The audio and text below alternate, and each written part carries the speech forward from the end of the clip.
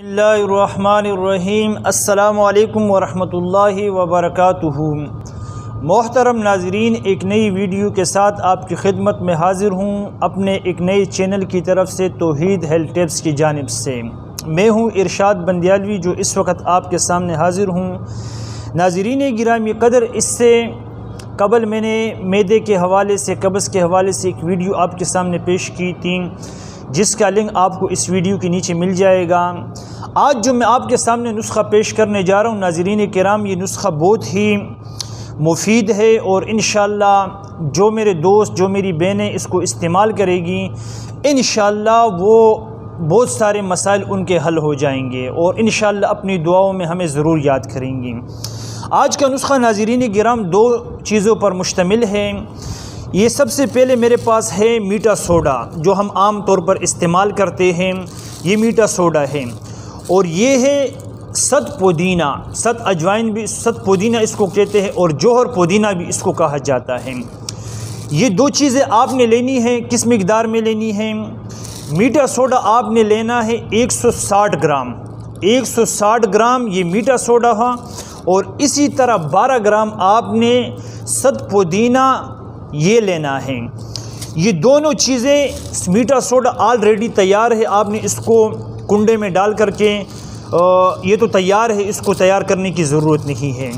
ये जो सत पुदीना है, आपने इसको क्या करना है, पत्थर का जो कुंडा होता है, आवन दस्ता होता है, आपने उसमें इसको करल करना है, बिल्कुल पाउडर करना है। फिर ये चिपक जाएगा तो आपने इसको मज़ीद चम्मच या किसी चीज़ से कुरेदना है। उसके बाद ये मीठा सोडा उसमें डाल करके उसको खूब हल करना है, ताकि दोनों चीज़ें यकजान हो जाए। नाज़रीन गिरामी कदर, इस नुस्खे को आपने तकरीबन 3 ग्राम के मिकदार, यानी इतनी मिकदार में आपने इस्तेमाल करना है इसको। 3 ग्राम का वज़न इसको, ये यानी एक वक्त में काफ़ी रहेगा। आपने खाना खा के इसको मुँह में डालना है, ऊपर से इस पर पानी पीना है। इस नुस्खे के जो फ़वाइद है वो मैं आपके सामने रख देता हूँ। नाज़रीन गिरामी कदर, अगर आपको मैदे में जलन है, यानी कट्टी डकारें आती है, मैदे में जलन है, तो आपने इस नुस्खे को इस्तेमाल करना है। इंशाअल्लाह मैदे की जलन इस दवाई के इस्तेमाल से, अल्लाह के फजल व करम से, जैसे ये दवा आपके पेट में पहुंचेगी, अल्लाह के फजल व करम से मैदे की जलन फ़ौरन ख़त्म हो जाएगी, 2 मिनट भी ज़्यादा है। इसी तरह अगर आपको कब्ज़ है तो ये दवा आपके कब्ज़ के मर्ज़ को भी रफ़ा करेगी। और इसके अलावा आपके अंदरूनी जो अमराज है, जलन वग़ैरह है, उसमें भी ये दवा काम करेगी।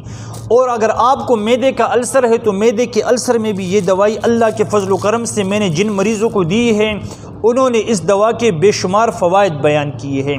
नाज़रीन गिरामी कदर, आपने इस दवा को खाने के बाद लेना है, यानी आधे चौथाई चम्मच से भी थोड़ा कम लेना है। ये मिकदार आप इस्तेमाल करेंगे, इंशाअल्लाह आपको इस दवा से फ़ायदा होगा। अगर आपको मेरी वीडियो अच्छी लगी हो तो इसको ज़रूर लाइक और शेयर करें, अपनी दुआओं में मुझे याद करें। आइंदा इंशाअल्लाह किसी अच्छे नुस्खे के साथ आपसे मिलते हैं। अस्सलामु अलैकुम वरहमतुल्लाहि वबरकातुहू।